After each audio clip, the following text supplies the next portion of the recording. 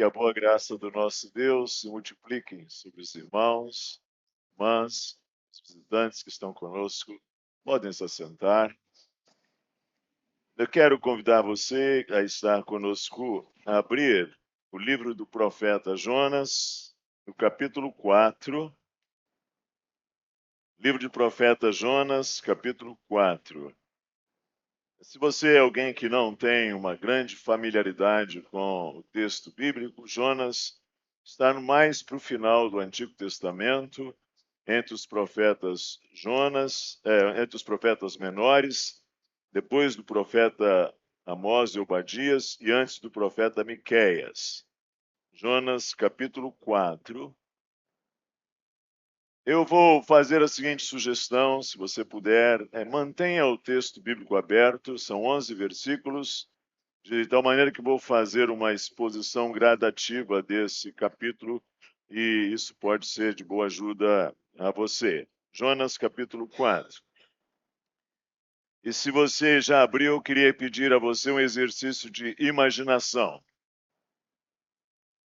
As crianças, elas às vezes não são assim tão altruístas, tão generosas. Uma vez eu estava no carro, dirigindo o carro, e a minha filha estava atrás e ela estava comendo aqueles docinhos de chocolate. Como chama aquilo? Os M&M's, alguma coisa desse tipo. Né? E eu pedi a ela, filha, me dê um pouquinho desse docinho. Ela foi lá no sacolinha, pegou umzinho e me deu umzinho. Foi o bastante.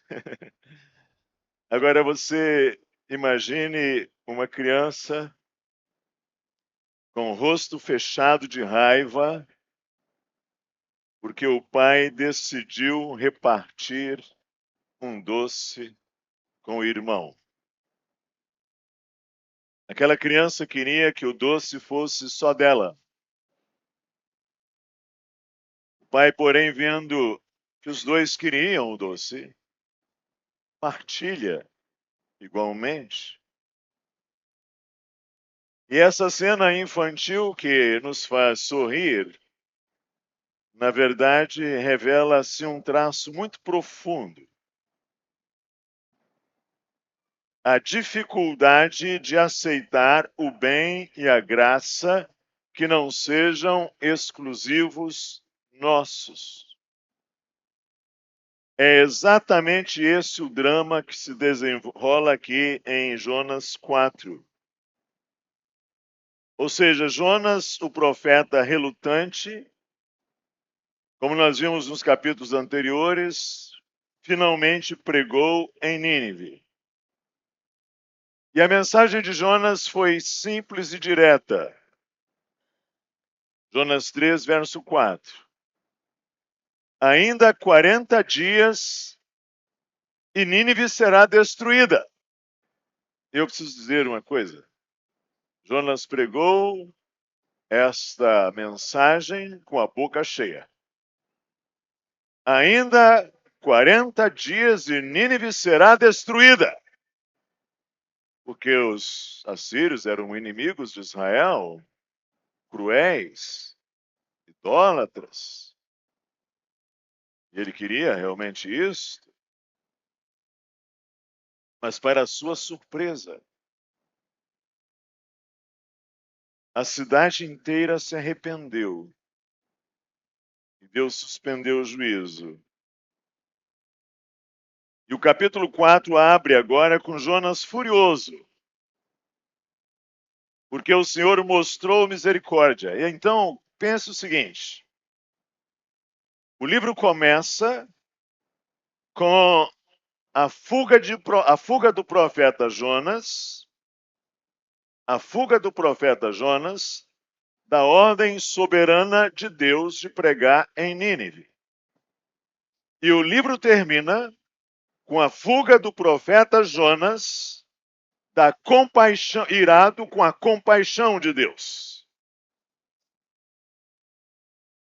Não é a história de uma cidade rebelde, mas é a história de um profeta e não suporta a compaixão de Deus.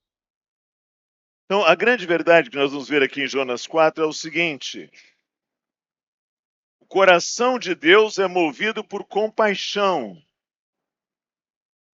mas nós frequentemente resistimos a essa compaixão quando ela alcança aqueles que nós consideramos indignos.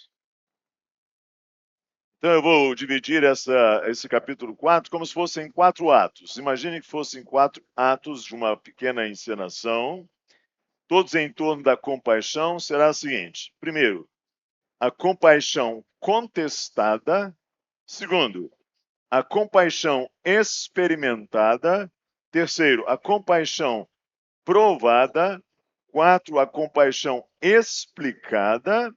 E eu pretendo terminar ao redor da seguinte pergunta para nós: por que é que nós resistimos à compaixão de Deus quando ela alcança aqueles que julgamos indignos dela? Vejam vocês os versos 1 a 4. Com isso, com o arrependimento dos ninivitas, desgostou-se Jonas extremamente e ficou irado. E orou ao Senhor e disse: Ah, Senhor, não foi o que eu disse estando ainda na minha terra? Por isso me adiantei, fugindo para Tarsis. Pois sabia que és Deus clemente e misericordioso, e tardio em irar-se, e grande em benignidade, e que te arrependes do mal. Peço-te, pois, ao Senhor, tira-me a vida, porque melhor me é morrer do que viver. E disse o Senhor: é razoável essa tua ira? Até aí, por enquanto. Observe aqui. Jonas vê a cidade, capital do Império Assírio, arrependida, perdoada. E ele desgosta-se extremamente e fica irado, diz o texto. E a sua oração é uma acusação contra Deus. Ele disse assim: não foi isto que eu disse estando ainda na minha terra? Por isso é que eu me adiantei fugindo para Tarsis. Então, às vezes as pessoas perguntam: por que Jonas fugiu para Tarsis? Ele diz: fugi por isto. Pois sabia que és Deus clemente e misericordioso, tardio em irar-se e grande em benignidade. Jonas sabia. E a ironia é intensa aqui, observe. Jonas confessa o caráter gracioso de Deus como se fosse um defeito. Ou seja, o que para Israel sempre foi motivo de louvor: Deus benigno, Deus compassivo, Deus que visita os gentios, Deus que salva os indignos, Deus que levanta os abatidos, Deus que perdoa os pecadores. Para Israel, isso sempre foi motivo de louvor. Mas para Jonas aqui, é um defeito. É causa de queixa. Aqui a compaixão divina aparece, mas ela é contestada pelo profeta. E observe aqui o verbo: ele desgostou-se, o que sugere uma indignação ardente. Sabe, significa que o interior, as vísceras de Jonas ficaram inflamadas, pegando fogo, indignou-se. Jonas não apenas ele discorda de Deus, não é isso? Ele inflama contra a misericórdia de Deus. A tal ponto que ele pede a morte. O pedido dele para morrer, gente, ecoa as mesmas palavras do profeta Elias. Só que, enquanto Elias se desesperava por sentir-se sozinho na fidelidade, esse foi o problema de Elias, ele sentiu-se sozinho na fidelidade. Jonas deseja morrer pelo seguinte: porque Deus foi compassivo demais para ele. Ou seja, Deus foi compassivo além da conta para ele. E quantas vezes, na verdade, irmãos, nós, como Jonas, nós resistimos quando Deus age de uma forma diferente do que esperávamos. Quando Ele abençoa quem nós achamos que não merece. O texto nos obriga aqui a olharmos para dentro e reconhecer que nós muitas vezes somos rápidos em receber compaixão, mas lentos em aceitá-la para outros. Vamos ver agora os versos de 5 a 6. Então Jonas saiu da cidade e assentou-se ao oriente da mesma, e ali fez uma enramada. Repousou debaixo dela à sombra até ver o que aconteceria à cidade. Então fez o Senhor Deus nascer uma planta que subiu por cima de Jonas, para que fizesse sombra sobre a cabeça, a fim de o livrar do seu desconforto. Jonas, pois, se alegrou em extremo por causa da planta. Isso aqui é uma cena muito interessante, gente. Porque Jonas sai da cidade, constrói uma parreira, uma espécie de enramada, e fica à espera. Observe isso, como isso é interessante. Porque Deus perdoou a cidade se arrependeu, mas ele disse assim, mas tomara que a cidade seja destruída. E ele foi para lá, construiu uma enramada, assentou-se debaixo dela, porque ele sonha ver a destruição de Nínive. Mas Deus prepara uma planta, e esse verbo preparar, eu volto a ele. Essa planta nasce da sombra ao profeta, e o texto diz que Jonas se alegrou em extremo por causa da planta, porque aquela região ali naquela época, ali no atual Iraque, nas divisas ali com o atual Irã, era muito quente. O mesmo Jonas, que havia pedido a morte, agora encontra alegria num simples gesto de cuidado divino. Ou seja, Deus é compassivo com Jonas pessoalmente. O verbo aqui é que Deus preparou. Aliás, o verbo que aparece 4 vezes em Jonas. Esse verbo. O Senhor preparou o grande peixe, o Senhor preparou a planta. Daqui a pouco nós veremos, o Senhor preparou o vento. Daqui a pouco vamos ver, o Senhor preparou o vento. É o mesmo verbo que na língua hebraica é o verbo maná. Sempre indica a ação soberana de Deus preparando instrumentos para ensinar. E agora tem a alegria em extremo, diz aqui o texto. Olha isso.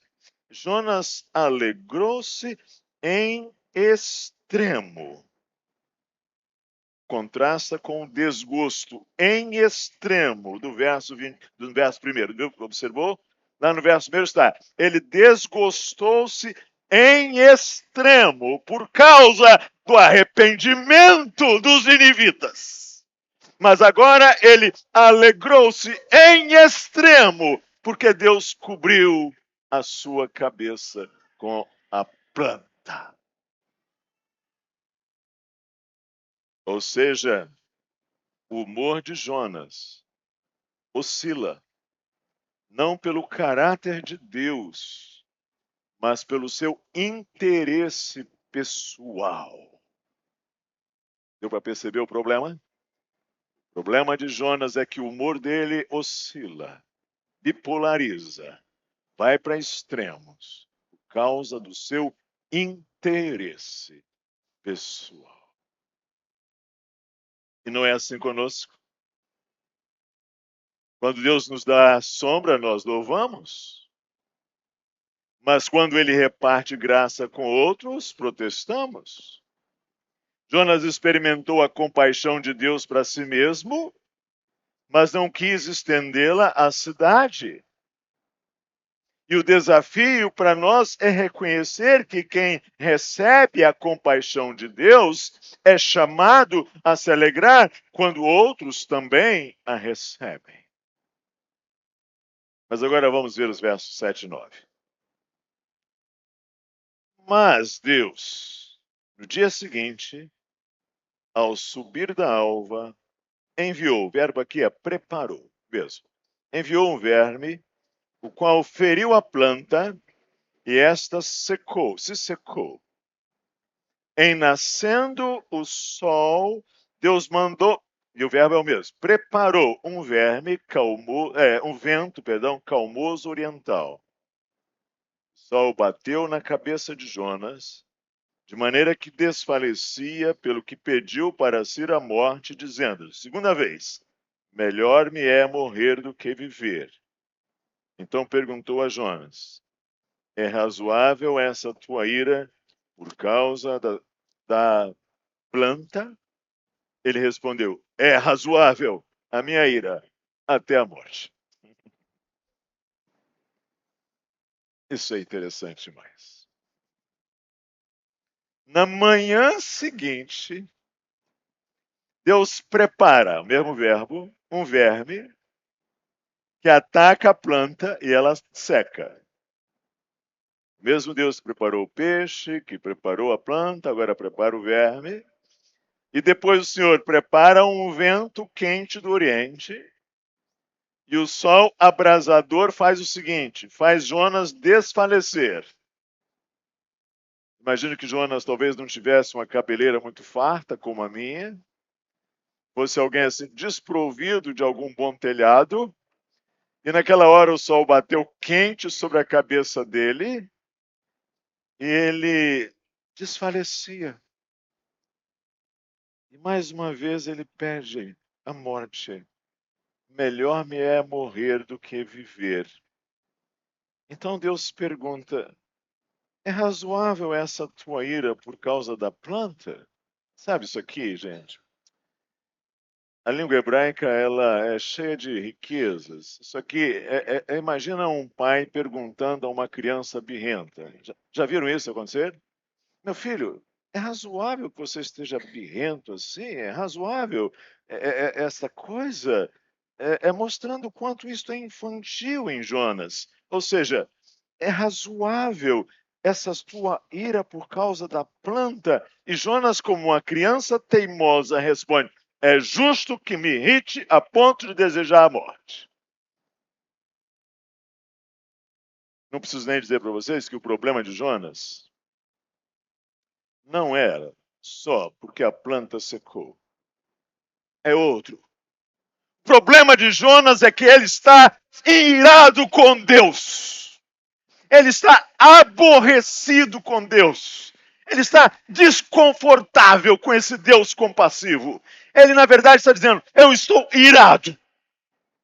Ainda por cima, o Senhor me tira a única expressão de compaixão que foi essa planta.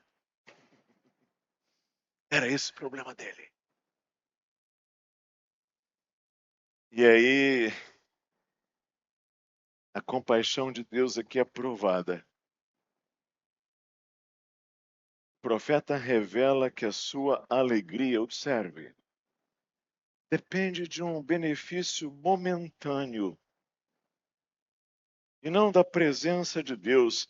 O verbo aqui novamente, né? O Senhor preparou, que mostra a pedagogia divina. O mesmo Deus que preparou a planta, agora prepara o verme e o vento, e tudo serve como um cenário didático para Jonas, e o contraste é evidente.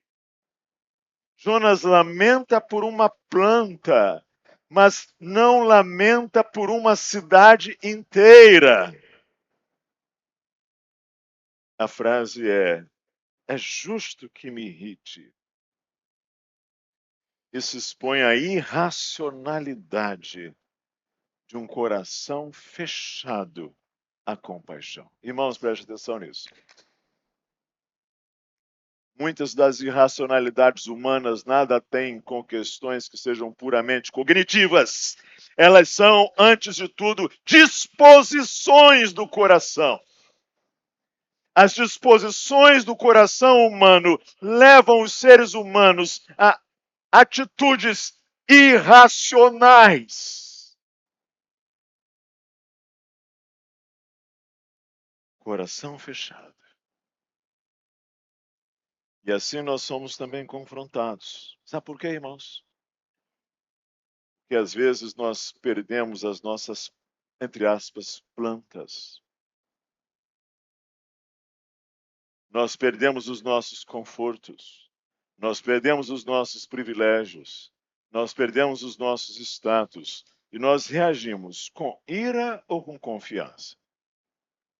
Muitas vezes revelamos que valorizamos mais nossos pequenos abrigos do que a vida e a salvação dos outros. E Deus prova o nosso coração para mostrar se nós amamos a sua compaixão ou apenas os benefícios que a sua compaixão nos traz. Vamos ver agora os últimos versos de 10 a 11. Tornou o Senhor, tens compaixão da planta que te não custou trabalho, a qual não fizeste crescer, que numa noite nasceu e numa noite pereceu. E não hei eu de ter compaixão da grande cidade de Nínive, em que há mais de 120.000 pessoas que não sabem discernir entre a mão direita e a mão esquerda, e também muitos animais. E assim esse é um texto maravilhoso em que Deus termina com uma pergunta. E há vários textos assim, por exemplo, a parábola do pródigo termina com uma pergunta assim, que fica aberta. O livro culmina com a voz de Deus. Tiveste compaixão da planta, que te não custou trabalho, a qual não fizeste crescer, e eu não hei de ter compaixão da grande cidade de Nínive, em que há mais de 120.000 pessoas que não sabem discernir a mão direita e a esquerda, e também muitos animais. E aqui a compaixão é explicada e justificada pelo próprio Deus. Jonas se importou com uma planta efêmera. Deus se importa com milhares de vidas humanas e até com animais. E o contraste final, e o livro termina em aberto sem resposta de Jonas, deixando o leitor diante da seguinte pergunta: nós vamos abraçar com maturidade e com graça a compaixão de Deus, ou nós vamos resistir imaturamente e racionalmente a ela, como Jonas? E aí eu queria terminar chamando essa expressão ter compaixão, essa primeira leitura. Observou? É usado tanto para Jonas quanto para Deus, de modo diferente. Jonas tem compaixão por uma planta, Deus para pessoas e animais. E observe esse número aqui, 120.000, o que pode, aliás, nesse caso, também indicar as crianças pequenas, bebês, que não sabem discernir, o que reforça ainda a dimensão de que pessoas morreriam ali, bebês, crianças, e da necessidade de cuidado. E a menção dos animais também, não é? Que mostra esse cuidado de Deus até para com a criação, e assim temos um clímax.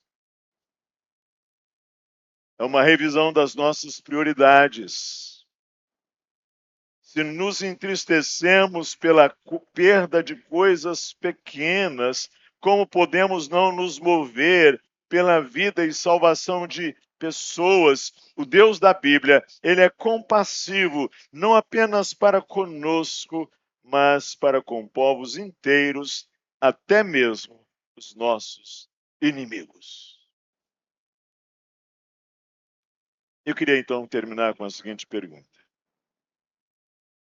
por que é que nós resistimos à compaixão de Deus quando ela alcança aqueles que nós julgamos indignos? Por que é que nós resistimos à compaixão de Deus quando ela alcança aqueles que nós julgamos indignos?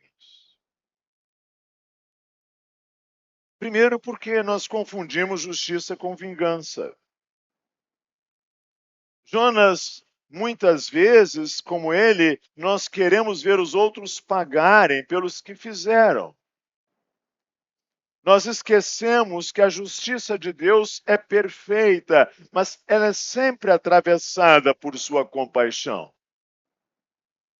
Quando pedimos que Deus faça justiça, nós precisamos lembrar que o juiz não somos nós, que o juiz é Deus, e ele não é um juiz parcial, mas ele é também um pai que busca restaurar. Em segundo lugar, porque às vezes nós pensamos na compaixão de Deus apenas para nós. Jonas amou a planta quando ela lhe trouxe sombra, mas não suportou ver Nínive poupada. E assim também nós desfrutamos da graça de Deus em nossa vida, mas nós nos escandalizamos quando ela alcança pessoas que nós julgamos indignos. Não foi esse o problema daquele irmão mais velho da parábola. Ele não aceitou que o pai fosse misericordioso, compassivo, perdoador com seu irmão. E a Bíblia está cheia de exemplos.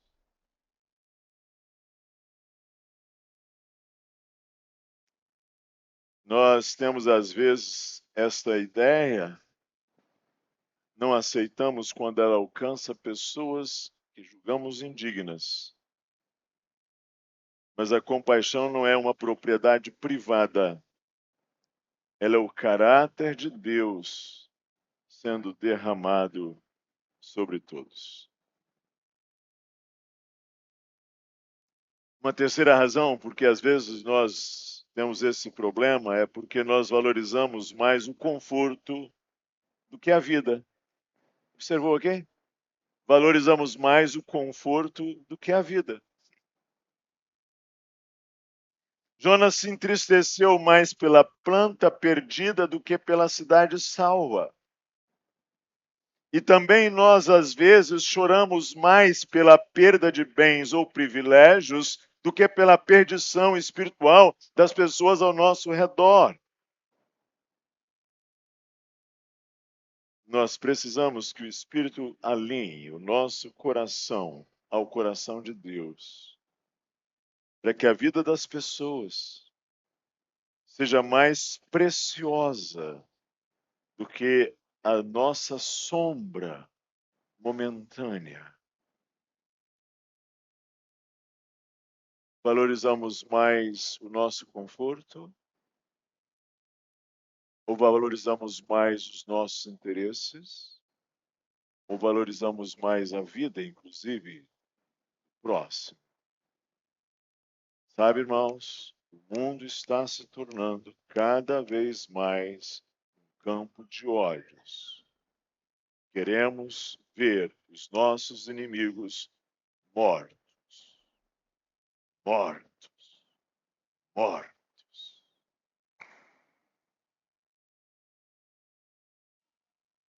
Prestem mais. Por que não entendemos a largura da compaixão de Deus? E a compaixão de Deus não conhece fronteiras. Ela alcança inimigos, crianças, animais, cidades inteiras. E nós resistimos a ela porque nós preferimos fronteiras estreitas, família, povo, amigos, pessoas com as quais eu tenho a minha afinidade.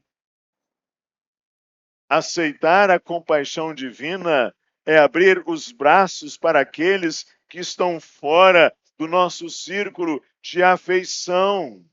E pode ser que Deus venha salvar e derramar graça sobre aquela pessoa que você não admira, que você não respeita, que você alinha-se ideologicamente contrária a ela, aquela pessoa que inflama o seu coração.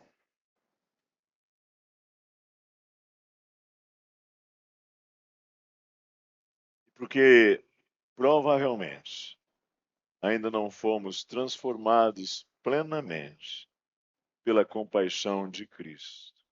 Irmãos, esse capítulo começa no verso 2, dizendo que Jonas conhecia a compaixão de Deus,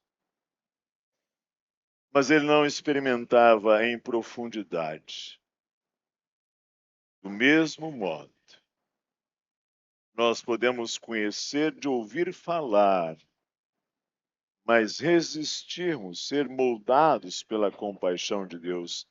E é só quando nós olhamos para Cristo, aquele Cristo que chorou sobre Jerusalém e morreu por seus inimigos, é que nós entendemos o que é viver compassivamente.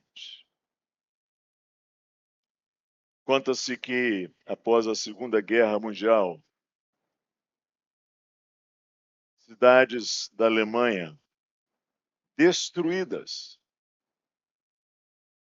elas receberam ajuda humanitária, grande quantidade de ajuda humanitária dos antigos inimigos.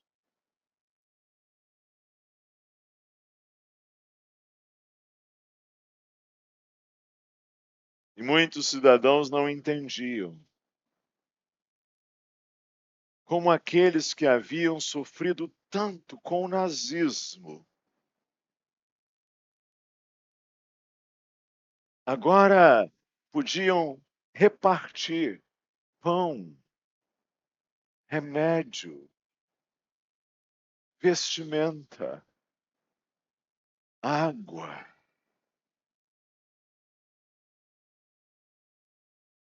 E essa generosidade desconcertava. Porque a lógica da compaixão, às vezes, parece ao coração humano, irmãos, ilógica. Assim também é a compaixão de Deus. Ela desconcerta os nossos critérios e ela nos convida a um amor que não cabe em nossas medidas. Eu queria trazer Jesus Cristo, como vocês sabem, eu geralmente tenho um costume meio incurável de trazer Jesus Cristo para a parte final dos meus sermões.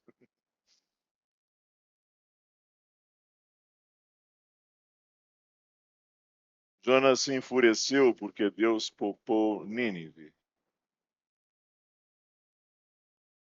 E Cristo, porém, chorou porque Jerusalém não se arrependeu. Jerusalém, Jerusalém, que matas os profetas e apedrejas aqueles que te são enviados. Quantas vezes quis eu reunir os teus filhos, como a galinha debaixo de si ajunta os seus filhotes, mas não quiseste.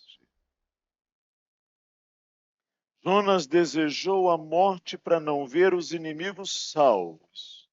Jesus entregou a sua vida para salvar os inimigos, como diz o apóstolo aos Romanos. E em Cristo, nós vemos a plenitude da compaixão de Deus, não apenas em palavra, mas derramado em sangue, em favor de quem não merecia.